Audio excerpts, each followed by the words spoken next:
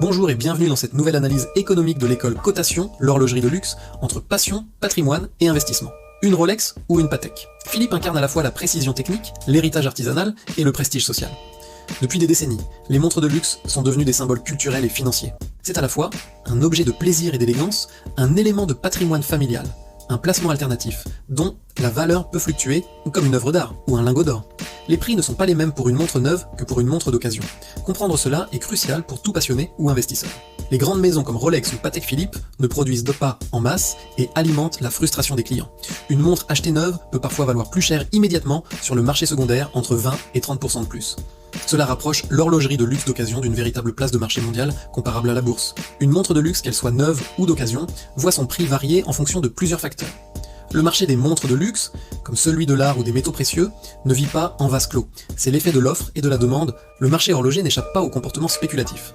Cela rappelle que les montres ne sont pas un placement sans risque, mais un actif sensible aux excès spéculatifs. Toutes les montres de luxe n'ont pas le même potentiel. La force de la marque joue un rôle central. Sur le marché de l'occasion, la preuve d'authenticité est l'un des piliers de la valeur d'une montre. Le marché de l'occasion, évalué à plus de 20 milliards de dollars en 2023, est particulièrement vulnérable aux contrefaçons. Quelques conseils pratiques pour investir dans une montre de luxe.